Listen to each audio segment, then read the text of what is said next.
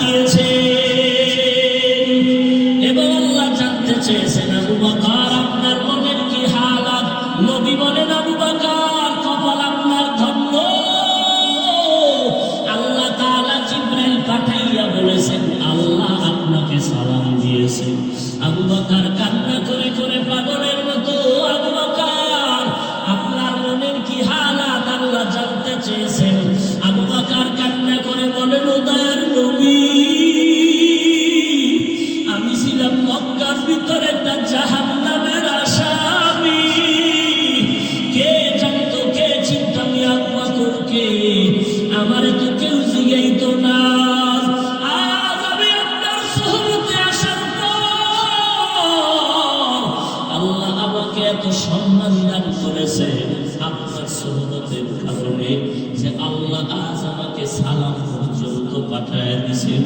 মায়ার নবী কান্না করে বলে আয়েশা, আবু বকরের এই 2 দিনের কুরবানি যদি একবার দেওয়া হয়, আমার অন্য উম্মতের নেক যদি অন্য পাল্লায় রাখা হয়, আবু বকরের সমান হবে না। ও নবীর আশিক উম্মতের দল, এত দামি আবু বকর, কিন্তু তার জীবনের ইতিহাস বড় কান্নার আওয়াজ। মায়ার নবী রাতের বেলা ঘর থেকে বের হলেন, হুজরা থেকে বের হয়ে মসজিদে নববীর কিনারায় হঠাৎ শুনে কান্নার আওয়াজ, শুনতেছে কান্নার আওয়াজ গভীর রাত। নবী হালকা ভাবে নজর দিয়ে দেখে সাহাবী আবু বকর তাহাজ্জুদে দাঁড়ায় দাঁড়ায় কান্না করতেছে, সে আওয়াজ আসতেছে। নামাজ শেষের পর আল্লাহর নবী বললেন আবু বকর আপনি কাঁদলেন কেন? আবু বকর বলে নবী হাসরের ময়দানের ভয়ে আমি কান্না করেছি। বলে কেন কান্না? আপনার তো জান্নাতের টিকিট আল্লাহ দান করেছেন। আবু বকর বলে নবী যদি আল্লাহ রাগ করিয়া টিকিট ক্যান্সেল করে দেয় তখন আমার উপায় কি হবে রে নবী? আপনি তো হাসরের ভয়ঙ্কর অবস্থার বয়ান করেছেন, কিয়ামতের ময়দান হবে নাকি বড় ভয়ঙ্কর ময়দান। সূর্যটার আলো বন্ধ হয়ে যাবে, ওদিকে সমুদ্রের পানি গরম হয়ে যাবে। আল্লাহ তাআলা রাগান্বিত আওয়াজ দিয়ে বলবেন ওয়ামতাজুল ইয়াওমা আইয়ুহাল মুজরিমুন, ও গুনাহগারের দলেরা, নেককারদের থেকে তোমরা আজ আলাদা হয়ে যাও। নেককারদের আমলনামা ডান হাতে দিব, গুনাহগারদের আমলনামা বাম হাতে দিব। অন্যদিকে সূর্যের গরম, আবার জাহান্নামের চিৎকারের আওয়াজ। জাহান্নামের আওয়াজে জাহান্নাম চিল্লায় বলবে আল্লাহ বেনামাজি গুনাহগারগুলো কই, সব আমার পেটে দাও। জাহান্নামের আওয়াজে হাসরের ময়দানটা থরথর করে কেঁপে উঠবে। ও নবী আপনিই বলেছেন যে নবীদের কোনো গুনাহ নাই, নবীরা পর্যন্ত নাফসি নাফসি নাফসি বলে কান্না করবেন, উম্মতের কথা সবাই ভুলিয়া যাবেন। ও মায়ার নবী, ওই সময় কঠিন এক হালাত, কান্না করে করে মানুষের চোখের পানি শেষ হয়ে যাবে, রক্ত পড়া শুরু হয়ে যাবে। ও নবী আপনি হাসরের ময়দানের ভয়ঙ্কর অবস্থার কথা বলেছেন। আম্মা জানা এসে বলেন আমি দেখি আমার মায়ার নবী একদিন আমার হুজরায় বসে গুনগুন করে কান্না করেন। আমি বললাম নবী কেন কাঁদেন? বলে আয়েশা হাসরের ময়দানের ভয়ঙ্কর আযাবের কথা মনে পড়েছে, কান্না করি। কেমন আযাব হবে আয়েশা জানি? নবীদের কোনো গুনাহ নাই, তারা নাফসি নাফসি বলে কাঁদবে, উম্মতের কথা ভুলিয়া বলবে আল্লাহ আমাকে বাঁচাও, আমাকে বাঁচাও। মুসা নবী কাঁদবেন আল্লাহ আমাকে বাঁচাও, ঈসা নবী কাঁদবেন আল্লাহ আমাকে বাঁচাও। আপন আপন বলতে কেউ ওই সময় আপন হয়ে যাবে না।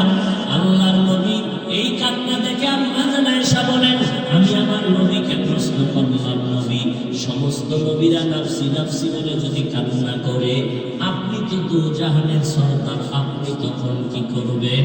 নবী বলেন আয়েশা আমি তখন সহ্য করতে না পারিয়া আমি সাথে সাথে আমি মাওলার দরবারে মাকামে মাহমুদে সিজদায় করে কাঁদবো।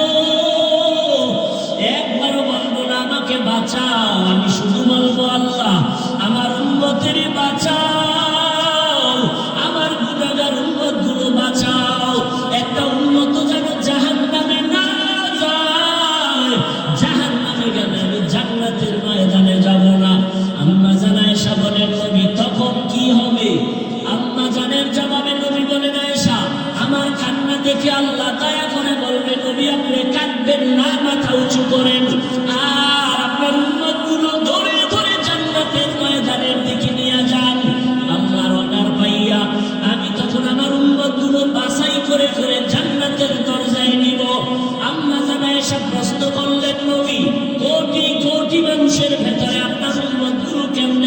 শুনেন, আমার মায়ার নবী বলেন, ও আয়েশা, আমার উম্মতেরা যারা 5 বেলা রোজা বানাইছে, তা করেছে, নামাজ পড়েছে, কিয়ামতের কঠিন সময়ে তাদের অজুর অঙ্গগুলো নূরের আলোতে ঝলমল করতে থাকবে। আমি নবী দেখে দেখে তাদেরকে জান্নাতের ঘরে টানে নিয়ে যাব। আমি আল্লাহর নবী তাদেরকে না নিয়ে জান্নাতে যাব না। আল্লাহ আমার কেমন আসল কেমন আপন। আল্লাহ আমাদেরকে যা দিয়েছে দুনিয়াতে কেউ আমাদের দেয় নাই, বরং আল্লাহর দেওয়া জিনিসটারে টাইনা জুলুম করে নিয়ে গেছে। আল্লাহ টাকা পয়সা দিয়েছেন, একজনে চুরি করে নিয়ে গেল। আল্লাহ বাড়ির মালিক বানাইছেন, আর একজনে আগুন লাগাই দিল। আল্লাহ যা আপনাকে আমাকে দিয়েছেন, এইরকম কেউ কিয়ামত পর্যন্ত দিতে পারবে? আল্লাহ আমাদের দয়া করে নাপাক পানির থেকে মানুষ বানাইছে। আল্লাহ আমাকে সম্মানের চেয়ারে বসাইছে। আল্লাহ আমাকে মুসলমান বানাইছেন। আল্লাহ আমাকে আখিরি নবীর উম্মত হওয়ার তৌফিক দিয়েছেন। জমিনে চলার জন্য আমাকে পাও দিলেন, দেখার জন্য চোখ দিলেন, কাজের জন্য আল্লাহ হাত দিলেন। আল্লাহর দেওয়া হাতটা কত শক্তিশালী, একটু ভেঙে গেলে নতুন করে আবার জোড়া লাগাইলে আগের শক্তি আর কাদেরে কুদরত দারি বরকামাল আনতা রব্বি আনতা হাসবি জুল জালাল। আল্লাহ বলেন, বান্দা আমার ইবাদত করবা, আর কারো না। ইবাদত কি? বলে আল্লাহর হুকুম বাস্তবায়ন করার নাম ইবাদত। আল্লাহর হুকুম জীবনে বাস্তবায়ন করার নাম ইবাদতটা। কেন করবেন? প্রত্যেকটা কাজ করার একটা লক্ষ্য থাকে, উদ্দেশ্য থাকে। ইবাদত করার উদ্দেশ্য আল্লাহর সাথে মোলাকাত, আর ইবাদত করার লক্ষ্য জাহান্নাম থেকে মুক্তি, বিনা হিসাবে পাবো জান্নাত। এটা আমার টার্গেট, লক্ষ্য। উদ্দেশ্য কি? আল্লাহর সাথে মোলাকাত। সেই ইবাদতটা করব, সীমানা কতদূর? শুধু মসজিদ কি? শুধু মাদ্রাসা? বান্দা তোমার এই হায়াতের বডিটা যত দূর যাবে তত দূর ইবাদত চলবে। তোমার এই হায়াতের বডি যদি বাথরুমের মধ্যে ঢুকাও, সেখানেও ইবাদত। তাহলে ইবাদত কি? আল্লাহর হুকুম বাস্তবায়ন করা। ইবাদত করবেন কেন? আল্লাহর মুলাকাতের জন্য, জান্নাত পাওয়ার আশায়। ইবাদতের সীমানা কতটুকু? আমার হায়াতের সীমানা যতটুকু। ইবাদতটা কোন সিস্টেমে করবেন? একমাত্র শুধুমাত্র আমার মদিনার নবীর তরিকা। আর কারো তরিকায় ইবাদত করা যাবে? নবীর আদর্শ তরিকা মেনে যদি আপনি ব্যবসা করেন, ইবাদত। চাকরি করবেন, ইবাদত। নবীর তরিকা বাদ দিয়া নামাজ পড়বেন, গুনাহ। নবীর তরিকা বাদ দিয়া রোজা রাখবেন। কারণ দুনিয়াতে অনেক আদর্শ আছে, তরিকা আছে, সবগুলো নাপাক। একমাত্র মদিনার নবীরটাই হলো পাক। দুনিয়ার মানুষের আদর্শ নাপাক কেন? বলে মানুষটাই নাপাক, তার দেমাগ নাপাক, তার চোখ নাপাক, তার অন্তর নাপাক, তার হাত নাপাক। আবার যদি খায় হারাম, তত তার গোশতও নাপাক, রক্তও নাপাক। আর আমার নবীরটা কেমন পাক? আমার নবীর আদর্শ এমন পাক যে নবীর 63 বছর জীবনে ভুলেও কোনোদিন একটা মিথ্যা কথা বলেন নাই। আমার নবী কেমন পাক? জীবনে কোনোদিন চোখ গরম করে কারো দিকে তাকান নাই। কেমন নবী? কিভাবে সম্ভব? কেমন মায়ার নবী জীবনে কাউকে গালি দেন নাই, কেউ যদি গালি দিত নবী জবাব দেন নাই। নবী কখনো গালি তো দেনই না, কেউ গালি দিলে জবাবও দেন না। মাত্র অল্প টাইমে মক্কার মধ্যে এত আল্লাহ নবীর কিছু খাদেম দিনের জন্য তৈরি হয়ে গেল অল্প সময়, শুধু নবীর আদর্শের কারণে, নবীর ব্যবহার আখলাক। নবী বসে আছেন মসজিদে নববীতে, সাহাবায়ে কেরাম তো নবীর ছাড়ে না, কোন কথাটা ছুটে যায় নবীর একটা কথা মুক্তার থেকে দাম, আর নবীর দেখলেই কলিজা ঠান্ডা হয়, নবীর চেহারা মোবারক দেখলেই পেটের ক্ষুধা নিবারণ হয়। নবীজি যেখানে কদম দেয় সেখানে দীর্ঘদিন শুধু মিশকের ঘ্রাণ, মিশকের ঘ্রাণ, মিশকের ঘ্রাণ।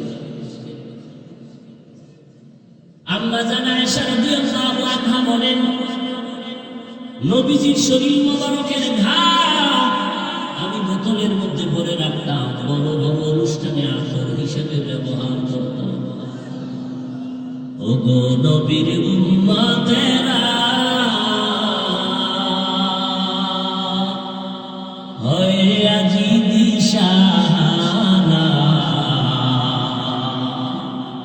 কোরআন হাদিসের চলো যখন যাহা চায় মনে, নবী বিনে কে তারাবে বসিরাত মিজানে, নবী বিনে কে তারাবে বসিরাত মিজানে। কেমন মায়ার নবী আমার, নবী রাস্তা দিয়ে যখন চলে একটা মেঘের খণ্ড নবীর মাথায় ছায়া দেয়, সূর্যের গরম যেন নবীর কষ্ট দিতে না পারে। কেমন মায়ার নবী আমার, যেই নবীর শরীর মোবারকের মধ্যে মশা মাছি পড়ে না, হারাম। এমন একজন মায়ার নবী আল্লাহ আমাদের দান করলেন। কপাল বড় খারাপ, আজকে সেই নবীর উম্মত হইয়া নবীর এখন পর্যন্ত চিনতে পারলাম না। অথচ গর্তের পিপিলিকা আল্লাহর কাছে বলে, আল্লাহ একটু মক্কার ঘর মদিনার রওজা দেখায় দাও। মরা গাছ, খেজুর গাছ, মদিনার নবী মোবারক লাগাইয়া খুতবা করেন। দীর্ঘদিন পরে নবী সাহাবায়ে কেরামের অনুরোধে বললেন, এটা বাদ দাও, নতুন একটা মিম্বর বানাও। সাহাবায়ে কেরাম বলতেছেন, মানুষ যেমন কান্নার আওয়াজ হয়, মরা গাছের থেকে কান্নার আওয়াজ হয়। সাহাবায়ে কেরাম গিয়া বলে, নবী গাছ, খেজুর গাছ, মরা গাছ কাঁদতেছে, মানুষের মতো আওয়াজ আসতেছে কানের ভেতরে। মরা গাছ নবীর জন্য পাগল, আর আমরা জিন্দা মানুষ হইয়াও সেই নবীরে চিনতে পারলাম না। যদি চিনতে পারতারে বাবা, নিজে নামাজ পড়ি, নিজে জিকির করি, ছেলেদের নবীর সুন্নতলা বানাইতে কেন পারি না? বহু নেক আমলওয়ালা কিয়ামতের দিন শুধু সন্তানদের অন্যায়ের কারণে জাহান্নামে যাবে। বহু মা বাবা জাহান্নামে যাবে শুধু সন্তানকে সঠিক লাইনে না রাখার কারণে। বললেই বলে চেষ্টা করছি পারি না, চেষ্টা করছেন পারেন না, হারাম খাওয়ায় কামাই করে এটা খাইতে পারেন। সুদের টাকায় চাকরি করে টাকা দেয়, সেই টাকা দিয়ে খানা খাইতে পারেন। দিনের পথে রাখতে পারেন না, পারবেন কিভাবে? আমার রাসূলের তাবিজ দেওয়া ছিল, সে তাবিজ তো আপনি ব্যবহার করেন না। আর এটা নিজে নিজেও সম্ভব না, আল্লাহ আল্লাহর দোয়া লাগে এক নজরে।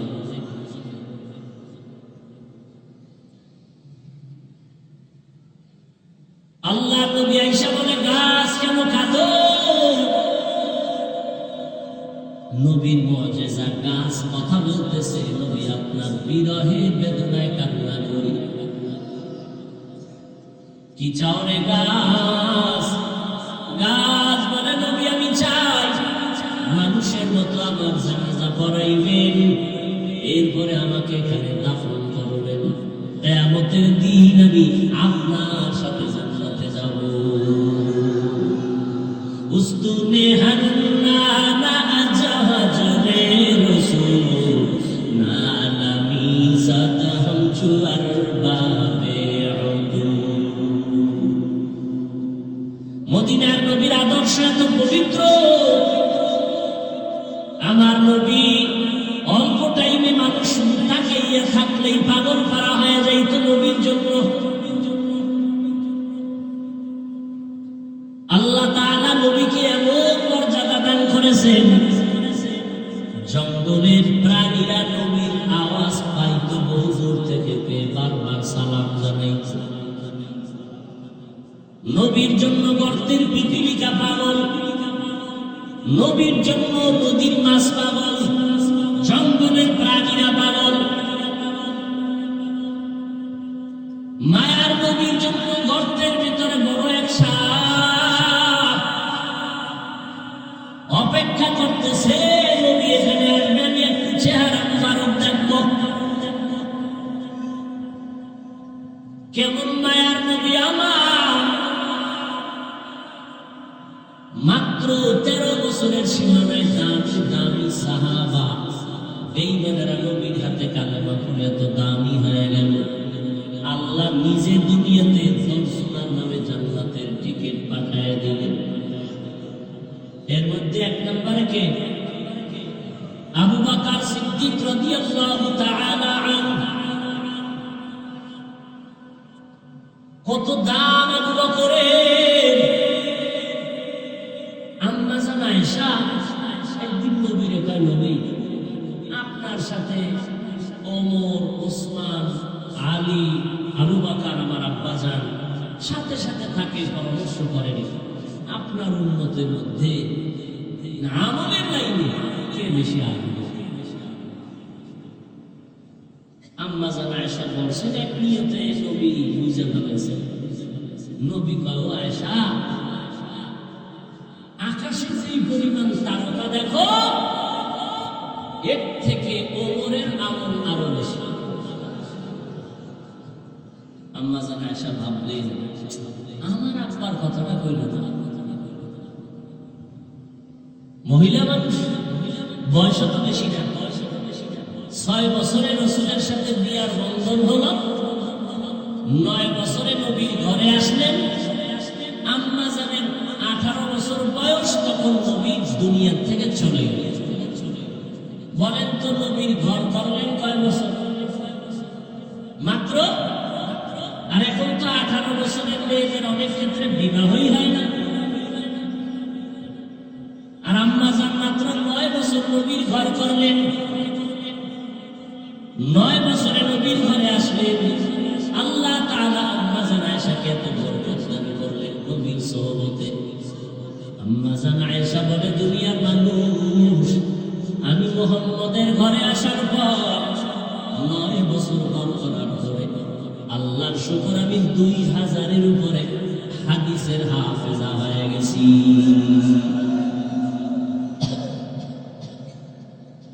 বড় বড় সাহাবায়ে কেরাম কোন মাসআলায় আটকায় গেলে আম্মা জানের কাছে আসতেন, আম্মা জানের সমাধান দিতেন। সমস্ত সাহাবায়ে কেরাম এক আওয়াজে বেরিয়ে দিতেন, কোনো ইখতিলাফ করতেন না। নবীজি কইলেন ওমরের কথা, আম্মা জান ভাবলেন আমার আব্বার কথা বললেন না। এবার বললেই ভালাইলেন, আমার আব্বার খবর কি? আব্বাকে আম্মা জান আয়েশার বাবা আবু বকর। এইবার নবী কয়, ও আয়েশা, তোমার বাবার কথা? আবু বকরের কথা কি বলবো রে আয়েশা? আবু বকরের জীবনে 2 দিনের 2টা আমল আল্লাহর কাছে এত প্রিয়। 2 দিনের 2টা আমল, 2টা ত্যাগ, 2টা কুরবানি আল্লাহর কাছে এত দামি, ওমর কেন আমার সব উম্মতের আমল যদি এক পালায় দেয় তার সমান হবে না।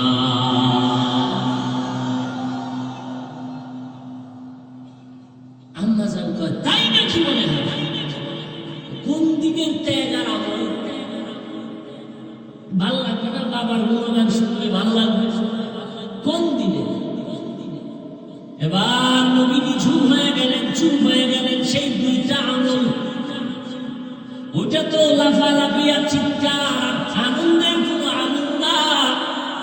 ওই দুইটা দিনের ত্যাগ, আবু বকরের কথা মনে পড়লেই তো কান্না আসবে। আবু বকরের সেই 2 দিনের ত্যাগ, কান্নার ইতিহাস।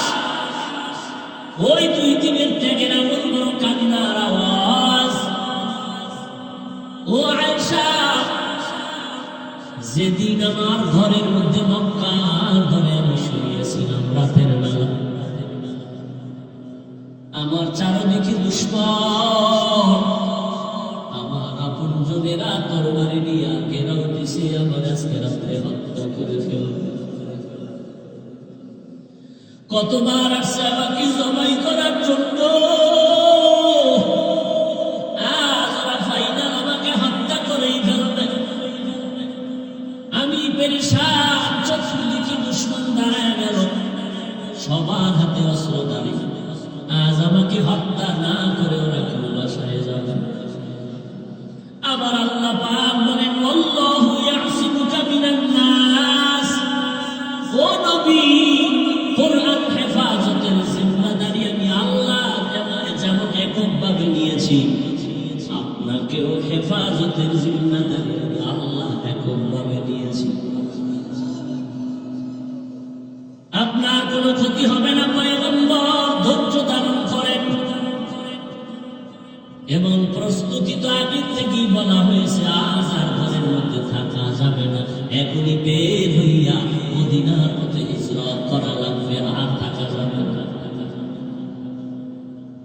মদিনার পথে নবী হিজরতের জন্য রেডি হয়ে গেলেন, কিন্তু চারদিকে দুশমন ঘরের পাশে আটকায় দাঁড়ানো, বের হব কেমনে? আল্লাহ কয় নবী, একটু হাতের মধ্যে কিছু বালু নেন, বালু নিয়া আমার কোরআনের আয়াতগুলো বালুর মধ্যে পড়েন আপনার পবিত্র জামানে।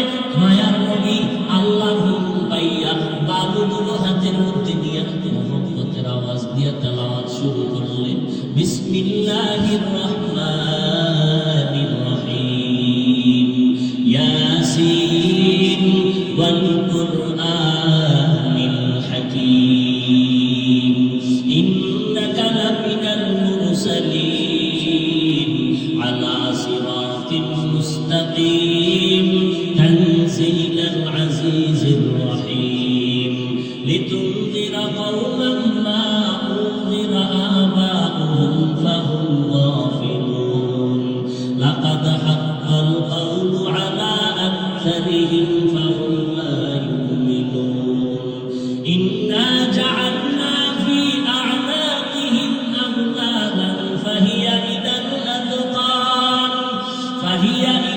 আযকান ফাহুম মুতমাহুন, ওয়া জাআলনা মিন বাইনি আইদিহিম ওয়া মিন খালফিহিম সাদ্দান ফাআগশায়নাহুম ফাহুম লা ইউবসিরুন। আয়াতগুলো পড়িয়ে দম করলেন। আল্লাহ বলে নবী আপনি বালুগুলো চারদিকে মারেন। নবী তেলাওয়াত করে আয়াত করে দম করে বালুগুলো মারলেন। বেঈমানদের চোখের মধ্যে হালকা লাগলো বাতাস, চোখের পাওয়ার সাথে সাথে নষ্ট হয়ে গেল। আল্লাহ পাকের অর্ডারে এবার নবী বের হয়ে গেলেন, টানা গিয়ে আবু বকরের দরজায় গিয়া দাঁড়াইলেন। আসসালামু আলাইকুম ইয়া আহলাল বাইত। মায়ার নবীর কণ্ঠের আওয়াজ আবু বকরের কানে লাগতে দেরি আবু বকর বলেন লাব্বাইক ওয়া সা'দাইকা ইয়া রাসূলুল্লাহ। দরজা খুলে দিলেন। নবী বলেন আবু বকর, এত গভীর রাত আপনি কি ঘুমান নাই? আবু বকর ছিলেন হিজরত করা লাগবে, আমি আবু বকর আপনার সঙ্গী হব। আল্লাহর জাতের কসম করে বলি রে নবী, ওই যেদিন আপনি বলছেন যত ব্যস্তই থাকি না কেন, রাতের বেলা ঘরে আইসা আমি দাঁড়াইয়া অপেক্ষা করি, একটা সেকেন্ডের জন্য আমি ঘুম যাই না। কারণ আমি যদি ঘুমায় যাই আর রহমতের নবী আইসা ডাকিয়া যদি আমাকে না পায়, অন্য দিক থেকে দুশমনের আক্রমণ, নবীর উপরে আক্রমণ যদি হয়, নবী যদি চলে যায়, আমি আবু বকরের বেঁচে থেকে কি লাভ? কারণ আমি আবু বকর যেই নবীর সোহবত আর নেক নজরে তো দামি হয়ে গেলাম, হঠাৎ খবর হয়ে গেল নবী নাই, নবী নাই। মদিনার নবীর একজন আসে, খেজুরের বাগানে পানি দেয়, হঠাৎ করে কানে আওয়াজ নবী নাই। বালতি ফালাইয়া আসমানের দিকে তাকায় কয়, মালিক তুমি আমাকে অন্ধ বানাইয়া দাও, কারণ এই চক্ষু দুইটা রিজার্ভ করে রেখেছি শুধু নবীজিকে দেখবো আর কলিজাটা ঠান্ডা করবো। আজ আমার সেই মহব্বতের নবী যদি না থাকে, এই চক্ষু দিয়ে অন্য কিছু দেখবো না, তুমি আমার অন্ধ বানায় দাও। কেমন মায়ার নবীর মহব্বত রে, নবীর আশিক উম্মতের দল। আজকে ১৫০০ বছর পর ওই নবীর আদর্শের কারণে কত সম্মান আল্লাহ দান করেছেন। নবীর মহব্বতের টুপি, নবীর আদর্শের দাড়ি, নবীর আদর্শের পোশাক, আজকে কত সম্মান। যত বড় কাঠটা বেঈমান হোক না কেন, মদিনার পোশাকটা দেখলে সম্মান করার চেষ্টা করে। মদিনার নবীর আদর্শের এত দাম, ১৫০০ বছর পরেও কত বড় বড় বিধর্মীরা নবীর সুন্নতের এই আদর্শ দেখে মুসলমান হয়ে গেল। আবু বকর বলে, নবী আল্লাহর জাতের কসম আমি একটা সেকেন্ড ঘুমাই না, দরজার কিনারায় দাঁড়ায় দাঁড়া অপেক্ষা করি, নবী এসে কখন আমারে ডাক দিবে, আমি সাথে সাথে যেন জবাব দিয়ে দরজা খুলতে পারি। মায়ার নবী চোখের পানি ছেড়ে কাঁদলেন, আবু বকর এটা কেমন করে সম্ভব? নবীজির এই কথা আবু বকর বলে, নবী আমার মেয়ে আসমা এও রাতে ঘুমায় না, আমি সারা রাত অপেক্ষা করি, আমার কন্যাটাও রাস্তা বলে অপেক্ষা করে, মদিনার পথে কে দিবে খানা, আমার মেয়ে খানা নিয়ে অপেক্ষায় থাকে। আমি আবু বকরও যাব, আমার মেয়েটা অপেক্ষা করে। শুধু তাই না, এই হিজরতের পথে নবীর বাহন আমি রেখেছি, খুঁটির গোড়ায় বেঁধে, এই বাহনটাও কোনো মাত্র ঘুমায় না। মদিনার নবী আসবেন, পথে দিয়ে তাকাতে থাকে মক্কার দিকে, নবী আসবেন, তার পিঠের মধ্যে নিয়ে মদিনায় যাবেন। এদিক দিয়ে দুশমনেরা ঘরের পেছন দিয়ে ভেতরে ঢুকলো, দেখে মুহাম্মদ নাই। এদিকে সময় খুবই কম, দ্রুত নবী আবু বকরকে নিয়ে বের হয়ে গেলেন।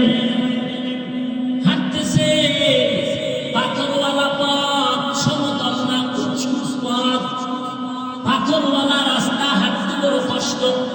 হাঁটতেছে, আবু বকর একবার ডানে যায়, নবীর একবার বামে যায়, একবার সামনে যায়, একবার পেছনে যায়।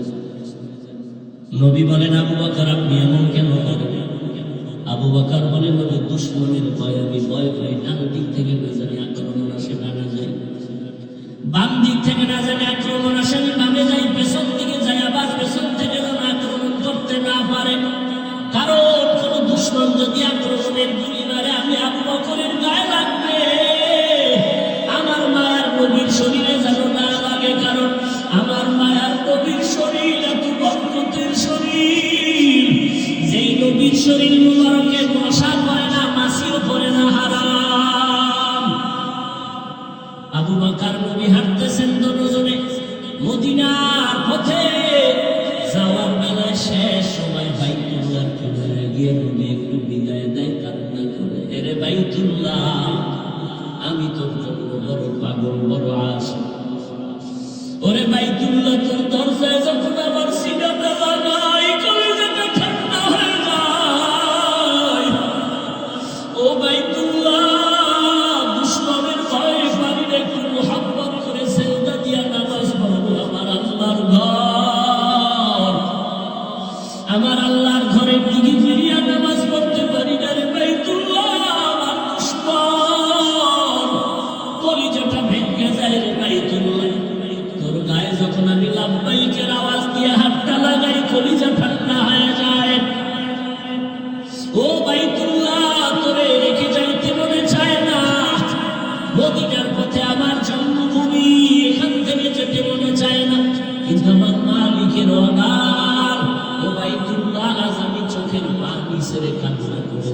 করতেছি, একদিন আমি হাসি মুখে বিজয়ের মালা নিয়ে বাইতুল্লাহ তোমার কিনারায় এসে হাজির হব।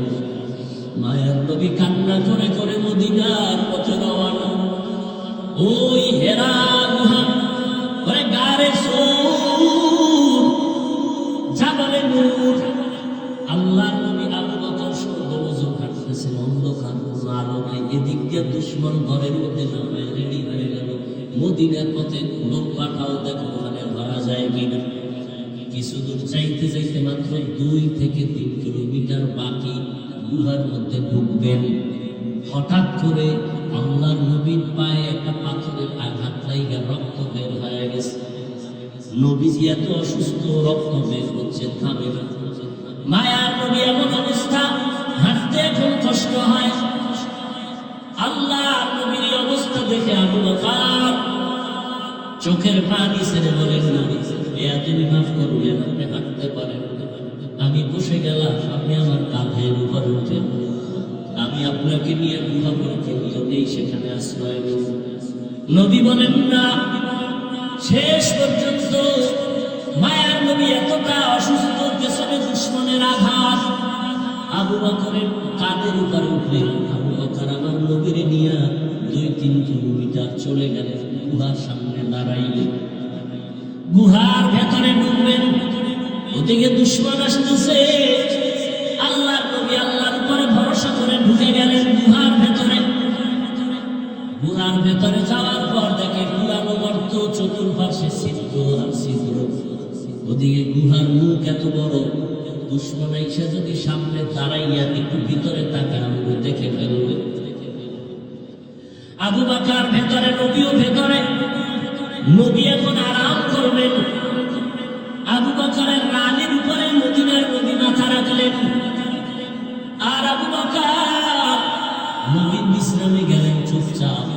আবু বকর নিজের জামার কাপড় ছিঁড়ে ছিঁড়ে ছিদ্রগুলো আটকাইতেছে, না জানি আবার কোনো সাপ বিচ্ছু আইসা আমাদের আক্রমণ করে। ওদিকে ভয়, গুহার মুখে দুশ্মন আইসা দাঁড়াইয়া দেখে ফেলবে। আল্লাহ কুদরত, হঠাৎ করে দেখে দুশ্মন গুহার মুখে আসিয়া দাঁড়ায় গেছে। এই আসতে আসতে না আসতে মুহূর্তের মধ্যে মাকড়সা জাল বলল। দুশ্মন আসতে না আসতে একটা কবুতর এসে ডিম পাড়া শুরু করলো। দুশ্মনেরা নিচে তাকাইলেই দেখে ফেলবে আবু বকরের। হেফাজতের মালিক আমার আল্লাহ। মায়ার নবী তো বিশ্রামে আছে আবু বকরের রানের উপরে।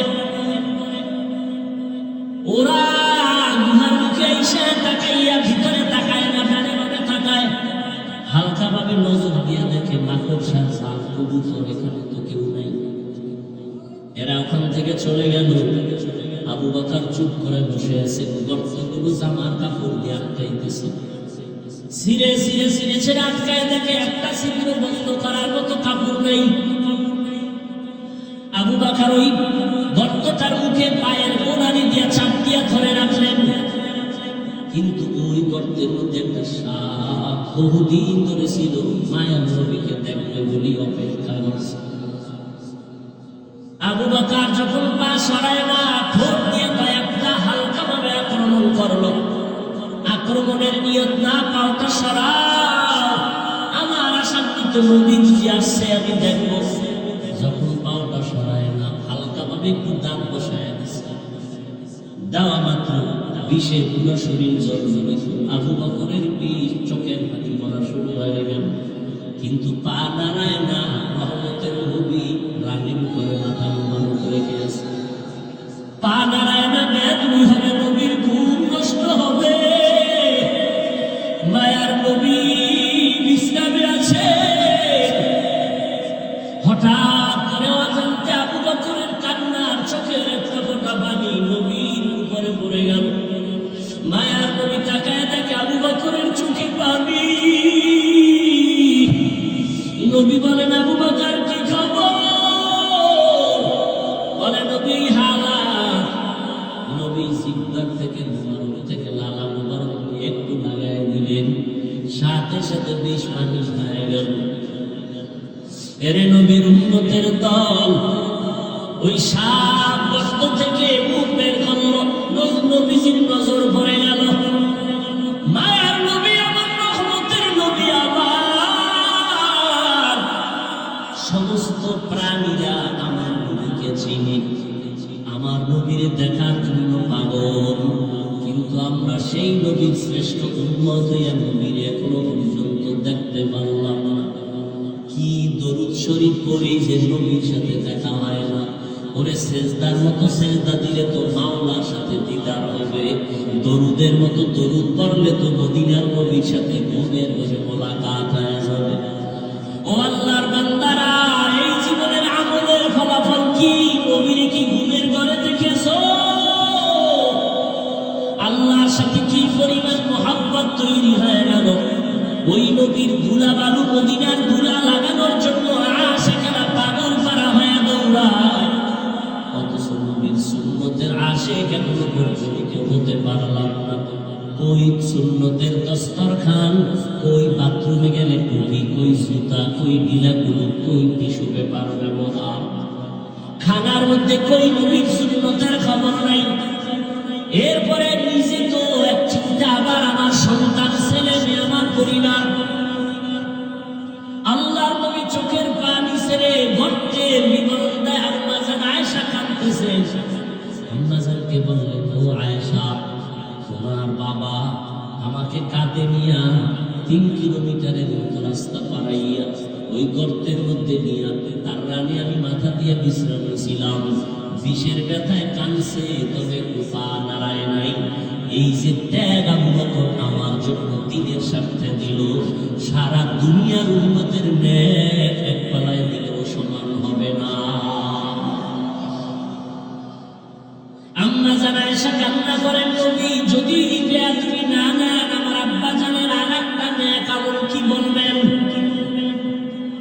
নবী বলেন, শুনো আয়েশা, শুনো, সেই দিনের আমল নবীর শেষ জীবনে তাবুকের যুদ্ধে যাবেন। একটা যুদ্ধ শেষ হলো, আর একটা যুদ্ধ তাবুকে যাবেন। তাবুকে যাবেন মদিনার থেকে বহুদূর, ওই যুদ্ধে যাবেন। এমন সময় খেজুর পেকে গেল, খেজুর কাটার সময়, মানুষের কাজের সময়, প্রচন্ড রোদের তাপ। আবার আর একটা যুদ্ধ থেকে এসে সব ক্লান্ত, কিন্তু রোম সম্রাট বেঈমান হাজার হাজার কাফেলা নিয়ে আসতেছে মদিনার দিকে যুদ্ধ করার জন্য। এবার নবী ঘোষণা দিলেন, তৈরি হয়ে যাও, 30,000 কাফেলা নিয়ে আমরা যুদ্ধে যাব তাবুকে। সবাই রেডি হয়ে গেলেন, কিন্তু এই যুদ্ধে 30,000 সাহাবী নিয়ে গেলে আমাদের অনেক বাহন লাগবে, সাওয়ারি লাগবে, টাকা লাগবে। নবী ঘোষণা দিলেন, ও আবু বকর, ওমর, ওসমান আলী সহ সবাই বাড়িতে যান, সবাই দান করেন, টাকা দেন, সাওয়ারি দেন, সবাই দান নিয়ে আমার সামনে হাজির করেন। বাহন লাগবে অনেক। হযরত ওসমান রাদিয়াল্লাহু তাআলা 10,000 সাওয়ারি নিয়ে নবীর সামনে হাজির। টাকা তো আলাদা, ওমর সব নিয়ে আসেন। এবার নবী একটু পরীক্ষামূলক বসলেন, বৈশা জিজ্ঞাসা করে, ও আলী, আপনি কি পরিমাণ দান করলেন? এই পরিমাণ। আপনি কি পরিমাণ দিলেন? বলেন এই পরিমাণ। ওমর, আপনি কি পরিমাণ দিলেন? আমার সম্পদের অর্ধেক দিয়ে দিলাম। ওমরের মনের মধ্যে একটা আশা, আজকে আমি এত বেশি দান করবো, নবীর দোয়াটা আমি আগে পেয়ে যাব। ওমরেরও আশা, বেশি দান করবো, দোয়াটা পাবো। ওসমানেরও আশা। নবী সবাই জিগাইলেন, এই আলী কি পরিমাণ দিলেন? ওসমান কি পরিমাণ দিলেন? ওমর কি পরিমাণ দিলেন? আবু বকরকে নবী কয়, ও আবু বকর, আপনি বাড়িতে কি পরিমাণ রাখলেন? হযরত আলীকে বললেন, কি পরিমাণ নিয়ে আসেন? ওসমানকে বললেন, কি পরিমাণ দান করেছেন? ওমরকে বললেন, কি পরিমাণ নিয়ে আসেন? কিন্তু আবু বকরকে কি পরিমাণ নিয়ে আসেন বলে নাই, কারণ নবী জানে আবু বকর গরিব। মায়ার নবী বললেন, আবু বকর ঘরের মধ্যে কি রেখে আসছেন? আবু বকর চোখের পানি ছেড়ে বলে, নবী, আমার ঘরে ঝাড়ু দিয়া দিয়া সব আমি নিয়ে আসি। আমার ঘরে আমার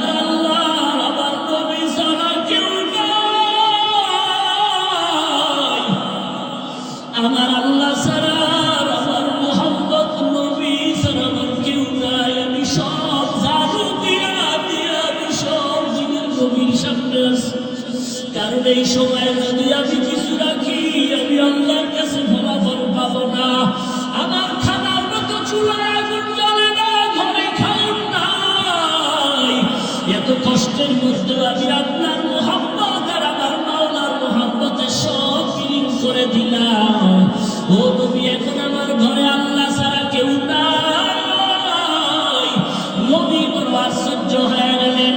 আবু বকরের কথা শুনে ওমরের মাথাটা নত হয়ে গেল। আজকে বুঝি আমি বড় দোয়াটা পাইলাম না।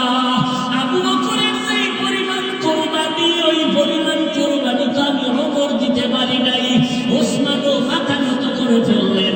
যদিও টাকা পয়সা বেশি দিয়েছি, আবু বকরের বেশি, কিন্তু আবু বকরের মতো কোরবানি তো দিতে পারলাম না। নবীও পেরেশান। হঠাৎ করে জিবরাইল এসে হাজির। জিবরাইল এসে আমার নবীর সালাম দিয়ে কয়, নবী, আমার আল্লাহ প্রতিদিন আপনাকে সালাম জানায়। আজ আমার আল্লাহ আপনাকে সালামের সাথে সাথে আল্লাহ পাক আজকে আবু বকরকে আলাদা করে সালাম দিয়েছে। এবং আল্লাহ জানতে চেয়েছেন, আবু বকর আপনার মনের কি হালাত? নবী বলেন, আবু বকর, কপাল আপনার ধন্য। আল্লাহ তাআলা জিবরাইল পাঠাইয়া বলেছেন, আল্লাহ আপনাকে সালাম দিয়েছে। আবু বকর কান্না করে করে পাগলের মতো, আবু বকর আপনার মনের কি হালাত আল্লাহ জানতে চেয়েছেন। আবু বকর কান্না করে বলে, ও দয়ার নবী, আমি ছিলাম মক্কার ভিতরে একটা জাহান্নামের আসামি। কে জানতো, কে চিন্তা আমি আবু বকরকে? আমারে তো কেউ জিগাইতো না। আজ আমি আপনার সোহবতে আসার পর আল্লাহ আমাকে এত সম্মান দান করেছে আপনার সোহবতের কারণে, যে আল্লাহ আজ আমাকে সালাম পর্যন্ত পাঠায় দিছেন। মায়ার নবী কান্না করে বলে, আয়েশা, আবু বকরের এই 2 দিনের কুরবানি যদি একবার দেওয়া হয়, আমার অন্য উম্মতের নেক যদি অন্য পাল্লায় রাখা হয়, আবু বকরের সমান হবে না। ও নবীরা, আশিক উম্মতের দল, এত দামি আবু বকর, কিন্তু তার জীবনের ইতিহাস বড় কান্নার আওয়াজ। মায়ের নবী রাতের বেলা ঘর থেকে বের হলেন। হুজরা থেকে বের হইয়া মসজিদে নববীর কিনারায় হঠাৎ শুনে কান্নার আওয়াজ। শুনতেছে কান্নার আওয়াজ, গভীর রাত। নবী হালকা ভাবে নজর দিয়ে দেখে সাহাবী আবু বকর তাহাজ্জুদে দাঁড়ায় দাঁড়ায় কান্না করতেছে। সে আওয়াজ আসতেছে। নামাজ শেষের পর আল্লাহ নবী বললেন, আবু বকর, আপনি কাঁদলেন কেন? আবু বকর বলে, নবী, হাসরের ময়দানের ভয়ে আমি কান্না করেছি। বলে, কেন কান্না? আপনার তো জান্নাতের টিকিট আল্লাহ দান করেছেন। আবু বকর বলে, নবী, যদি আল্লাহ রাগ করিয়া টিকিট ক্যান্সেল করে দেয়, তখন আমার উপায় কি হবে রে নবী? আপনি তো হাসরের ভয়ঙ্কর অবস্থার বয়ান করেছেন। কিয়ামতের ময়দান হবে নাকি বড় ভয়ঙ্কর ময়দান। সূর্যটার আলো বন্ধ হয়ে যাবে, ওদিকে সমুদ্রের পানি গরম হয়ে যাবে। আল্লাহ তাআলা রাগান্বিত আওয়াজ দিয়ে বলবেন, মুমতাজুল ইয়াউমা আইয়ুহাল মুজরিমুন। ও গুনাহগারের দলেরা, নেককারদের থেকে তোমরা আজ আলাদা হয়ে যাও। নেককারদের আমলনামা ডান হাতে দিব, গুনাহগারদের আমলনামা বাম হাতে দিব। অন্যদিকে সূর্যের গরম, আবার জাহান্নামের চিৎকারের আওয়াজ। জাহান্নামের আওয়াজে জাহান্নাম চিল্লায় বলবে, আল্লাহ, বেনামাজি গুনাহগার গুলো কই? সব আমার পেটে দাও। জাহান্নামের আওয়াজে হাসরের ময়দানটা থরথর করে কেঁপে উঠবে। ও নবী, আপনিই বলেছেন যে নবীদের কোনো গুনাহ নাই। নবীরা পর্যন্ত নাফসি নাফসি নাফসি বলে কান্না করবেন। উম্মতের কথা সবাই ভুলিয়া যাবেন। ও মায়ার নবী, ওই সময় কঠিন এক হালাত, কান্না করে করে মানুষের চোখের পানি শেষ হয়ে যাবে, রক্ত পড়া শুরু হয়ে যাবে। ও নবী, আপনি হাসরের ময়দানের ভয়ঙ্কর অবস্থার কথা বলেছেন। আম্মা জান আয়েশা বলেন, আমি দেখি আমার মায়ার নবী একদিন আমার হুজরায় বসে গুনগুন করে কান্না করেন। আমি বললাম, নবী কেন কাঁদেন? বলে, আয়েশা, হাসরের ময়দানের ভয়ঙ্কর আযাবের কথা মনে পড়েছে, কান্না করি। কেমন আযাব হবে আয়েশা জানেন? নবীদের কোনো গুনাহ নাই, তারা নাফসি নাফসি মনে কাঁদবেন, উম্মতের কথা ভুলিয়া বলবে, আল্লাহ আমাকে বাঁচাও, আমাকে বাঁচাও। মূসা নবী কাঁদবেন, আল্লাহ আমাকে বাঁচাও। ঈসা নবী কাঁদবেন, আল্লাহ আমাকে বাঁচাও। আপন আপন বলতে কেউ ওই সময় আপন হয়ে যাবে না। আল্লাহর নবী এই কান্না দেখে আম্মা জান আয়েশা বলেন, আমি আমার নবীকে প্রশ্ন করলাম, নবী, সমস্ত নবীরা নাফসি নাফসি বলে যদি কান্না করে, আপনি তো দোজাহানের সরদার, আপনি তখন কি করবেন? নবী বলেন, আয়েশা, আমি তখন সহ্য করতে না পারিয়া আমি সাথে সাথে আমি মাওলার দরবারে মাকামে মাহমুদ সিজদায় পড়ে কাঁদবো। একবার বলবো না আমাকে বাঁচাও, আমি শুধু বলবো, আল্লাহ আমার উম্মতের বাঁচাও, আমার গুনাহগার উম্মতগুলো বাঁচাও। একটা উম্মত যেন জাহান্নামে না যায়, জাহান্নামে গেলে আমি জান্নাতের ময়দানে যাব না। আম্মা জান আয়েশা বলেন, নবী তখন কি হবে? আম্মা জানের জবাবে নবী বলেন, আয়েশা, আমার কান্না দেখে আল্লাহ দয়া করে বলবে, নবী আপনি কাঁদবেন না, মাথা উঁচু করেন, আর আপনার উম্মতগুলো ধরে ধরে জান্নাতের ময়দানের দিকে নিয়ে যান। আল্লাহর অর্ডার পাইয়া আমি তখন আমার উম্মতগুলো বাছাই করে করে জান্নাতের দরজায় নিব। আম্মা জান আয়েশা প্রশ্ন করলেন, নবী কোটি কোটি মানুষের ভেতরে আপনার উম্মতগুলো কেমনে চিনবেন? আমার মায়ার নবী বলেন, আয়েশা, আমার উম্মতেরা যারা পাঁচ বেলার ওযু বানাইয়াছে, তা করেছে, নামাজ পড়েছে, কিয়ামতের কঠিন সময় তাদের ওযুর অঙ্গগুলো নূরের আলোতে ঝলমল করতে থাকবে। আমি নবী দেখে দেখে তাদেরকে জান্নাতের ময়দানে নিয়ে যাব। আমি আল্লাহর নবী তাদেরকে না নিয়ে জান্নাতে যাব না। ও পর্দার আড়ালের আম্মা জানেরা, আপনারা তো নবীদের মা, সাহাবায়ে কেরামের মা, আউলিয়ায়ে কেরামের মা, হাফেজে কোরআনের মা। আপনারা খাদিজা রাদিয়াল্লাহু আনহার মতো নারী, আয়েশা রাদিয়াল্লাহু আনহার মতো নারী, ফাতেমা রাদিয়াল্লাহু আনহার মতো নারী কয়দিন আর দুনিয়াতে বাঁচবেন? ও যুবক, ওই মা বাবার দোয়া নিয়ে সামনে আগাও, নবীজির সুন্নতের বালা গলায় লাগাও। মরিয়া গেলে যাবা, নামাজ ছাড়বা না, বেপরদায় চলবা না। একটা সেকেন্ডের জাহান্নামের আযাব সহ্য করার শক্তি কারো নাই।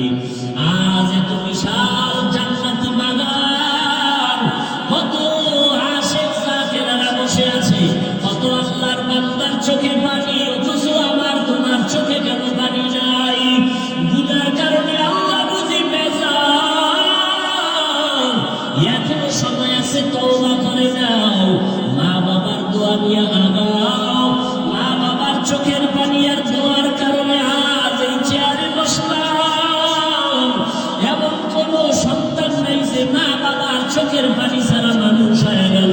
ওই মা বাবার কত কান্না, কত চোখের পানি, আজকে তুমি তাদের কান্নায় পরীক্ষায় ভালো নাম্বার পেয়েছো। ওই মা বাবার চোখের পানি আর দোয়ার কারণে তুমি টাকার মালিক, বাড়ি গাড়ির মালিক হয়েছো। ও আল্লাহর বান্দারা, এই জায়গায় যারা আছো, অনেকের মা নাই, বাবা নাই, অন্ধকার কবর থেকে দোয়ার অপেক্ষায় আছেন সন্তান। ওই মা বাবা তোমার আমার জন্য এত কাঁদলেন, তোমার চোখে কি এক ফোঁটা পানি আসবে না রে সন্তান? এত নিষ্ঠুর কেন হয়েছ?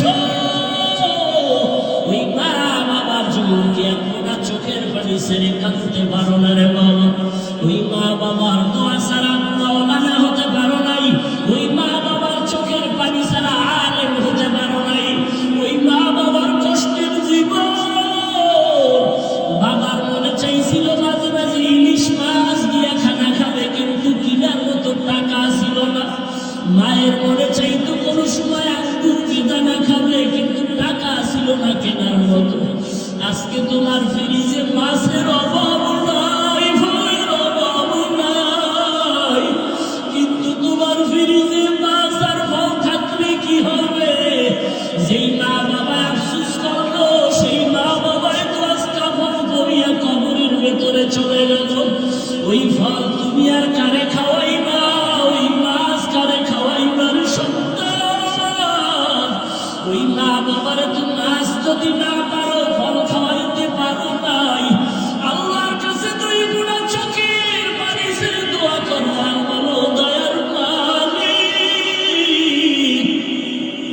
যেই বাবার ক্লান্ত পরিশ্রম, কত খানা না খাইয়া ঘুম না গিয়া কষ্ট করে করে জীবন কাটায় দেন। বাবা কোনোদিন নিজের কাপড় কেনার জন্য কষ্ট করে নাই, বাবা কোনোদিন নিজের পেটে খানা দেওয়ার জন্য কাজকর্ম করে কষ্ট করে নাই।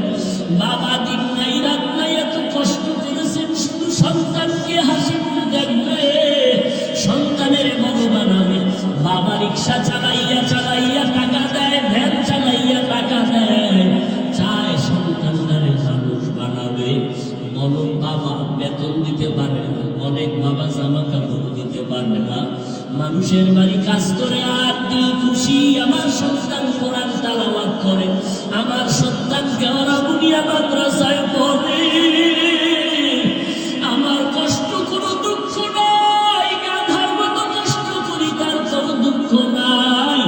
আমার সন্তান যদি হাফেজ হয়, আলেম হয়, কিয়ামতের দিন যদি জিজ্ঞেস করে কি দিয়ে হাফেজ হয়েছো,